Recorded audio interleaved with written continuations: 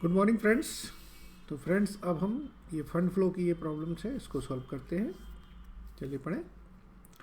The following are the summarise balance sheet of Flexon limited as on 31 March 2012 and 13। Share capital है, reserve है, profit and loss है, sundry creditors हैं, bills payables हैं, goodwill, plant, building, investment, stock and debtors, cash at, banks. Depreciation के बारे में दिया है, प्रोविजन फॉर टैक्स के बारे में दिया है, इंटरम डिविडेंड के बारे में दिया है, डिविडेंड टैक्स के बारे में दिया है। हमसे बोला गया है एक तो बनाइए statement of changes in working capital और बोला है फंड फ्लो स्टेटमेंट बनाइए।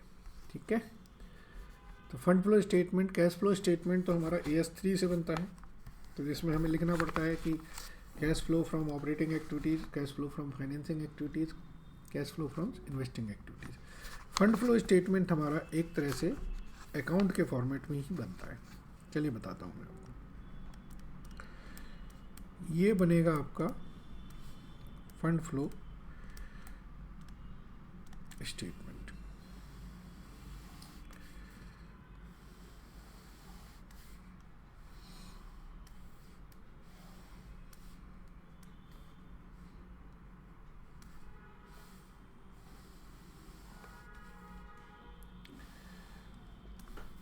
और इसके नीचे हम बनाएंगे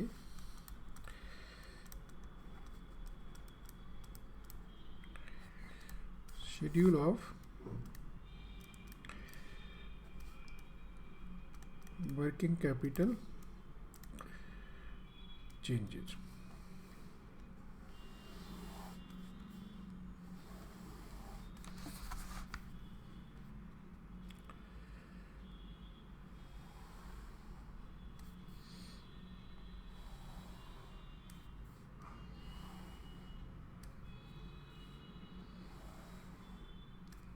ठीक है जी। इसके नीचे एक हमारा वर्किंग नोट बनेगा और वो वर्किंग नोट बनेगा आपका P&L एडजस्टमेंट अकाउंट। ये हमारा फंड फ्रॉम ऑपरेशन कैलकुलेट करने के लिए बनाया जाएगा। डन। और इसके अलावा कुछ और वर्किंग नोट्स बनेंगे, वो देखेंगे हम कि जैसी ज़रूरत होगी। चलिए पहले तो जो क्वेश्चन दिया है उसको लिख लें। गुडविल में कोई चेंज नहीं है। प्लांट बिल्डिंग देखें 4 लाख की है और 360 की हो गई, तो बिल्डिंग पे 40,000 का डेप्रीशिएशन है, इस वजह से वो चेंज आया है। तो इसमें कोई एसेट्स परचेज नहीं करी है, तो डेप्रीशिएशन ऑन बिल्डिंग आप यहाँ लिख दीजिए। इसी तरीके से डेप्रीशिएशन ऑन प्लांट आप लिख दीजिए 40,000 का। ठीक है, तो एक आप प्लांट अकाउंट बना लीजिए नेक्स्ट पेज पे।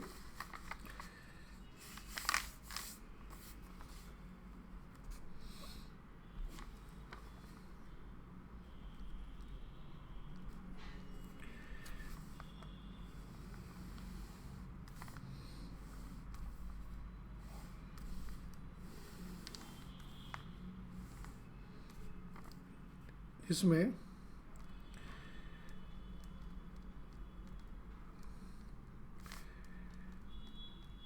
डेप्रीशिएशन जो 40,000 का है वो लिख दी। इसके बाद है 3,70,000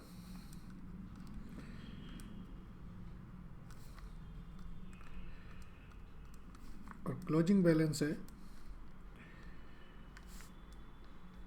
5,20,000। ठीक है जी। अब क्वेश्चन में और कुछ नहीं दिया है, तो आप गौर से देखें। इसका टोटल हो रहा है 5,60,000। इसका मतलब जो 1,90,000 का प्लांट में चेंज आया है वो आपने क्या है, प्लांट परचेज किया होगा। ठीक है जी। चलिए इसी तरीके से आप प्रोविज़न फॉर टैक्स का एक अकाउंट बना लें।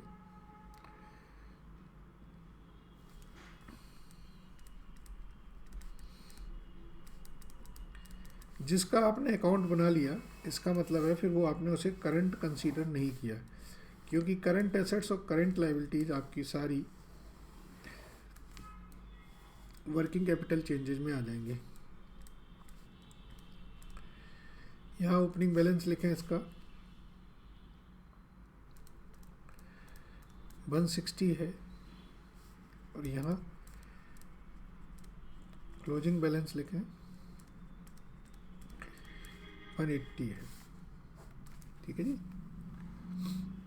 इसके बाद इन्होंने बोला कि प्रोविजन जो मेड किया है वो 190 का मेड किया है, तो यहाँ पर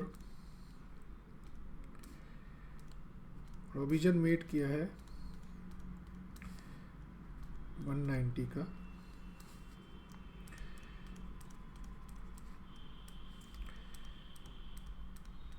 तो 170 की जो बैलेंसिंग फिगर है ये हमारी टैक्स पेड है। ठीक है, टैक्स पेड जो है वो अब हमारा फंड फ्लो स्टेटमेंट का पार्ट बन जाएगा। टैक्स पेड आपने किया है 170, प्लांट आपने जो परचेज किया है 190 का। यहाँ पर हम लिखते हैं इनफ्लो, और यहाँ पे फंड्स का लिखते हैं हम आउटफ्लो। ठीक है जी। चलिए, जो प्रोविज़न आपने बनाया है टैक्स का, वो आपका P&L एडजस्टमेंट में आ जाएगा। इसके बाद देखिए, इन्वेस्टमेंट आपने पहले 120 थे, इसके बाद 150 हो गए। इसका मतलब 30,000 के आपने इन्वेस्टमेंट खरीदे हैं। अगर इसमें लॉन्ग टर्म नहीं लिखे होते तो ये इन्वेस्टमेंट हम करंट एसेट्स में ले लेते। Stock, debtors and cash at can bank, ये हमारे करंट एसेट्स का पार्ट है। तो यहाँ पर हम लिखते हैं करंट एसेट्स,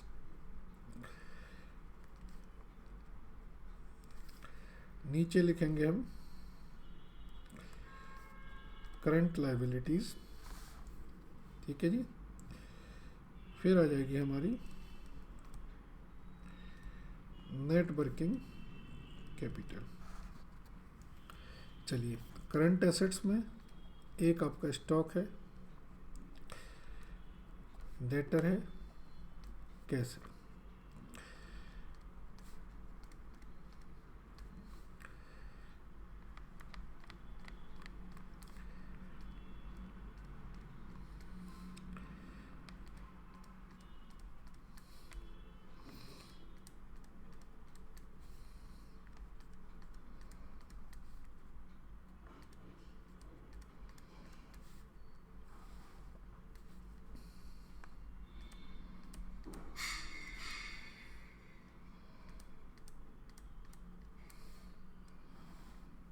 ठीक है जी। ऐसे ही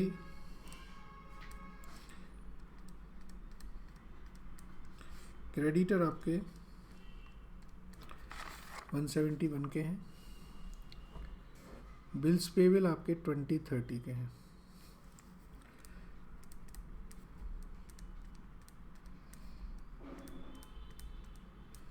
ठीक है जी। तो ये हो गया हमारा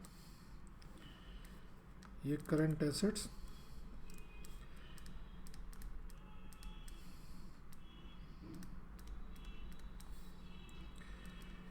ए माइनस बी,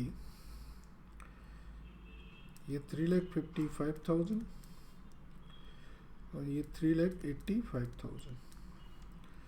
तो इंक्रीज कितनी हुई?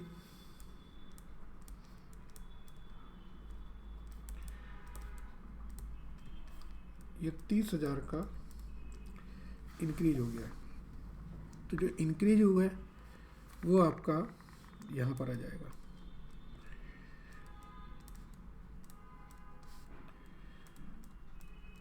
ठीक है जी।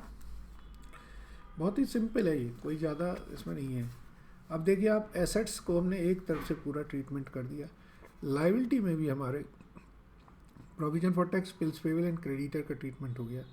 शेयर कैपिटल में कोई चेंज नहीं है, अब सिर्फ बचे हमारे पास general reserve and P&L। General reserve हमारे 40,000 से बढ़ गए हैं, तो हम लिखेंगे transfer to general reserve. P&L का आप ओपनिंग और क्लोजिंग आप लिख दीजिए, ठीक है जी। ओपनिंग आपका 160 है, क्लोजिंग 270 है।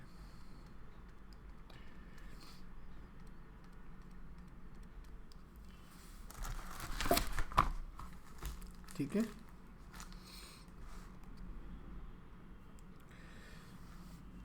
चलिए अब है इंटरिम डिविडेंड टैक्स।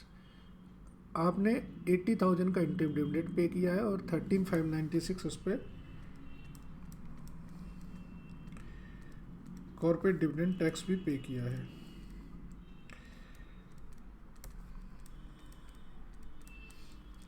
ठीक है, तो ये इंटरिम डिविडेंड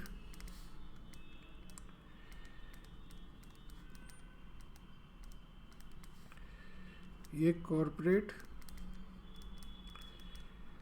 डिविडेंड टैक्स, ठीक है जी।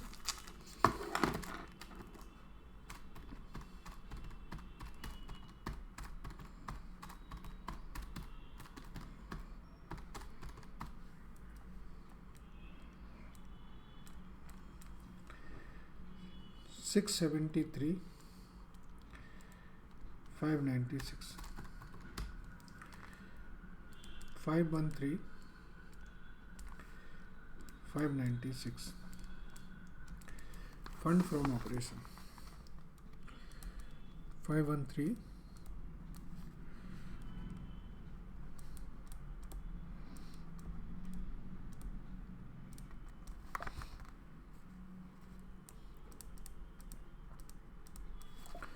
इसका एक बार टोटल चेक कर लीजिए,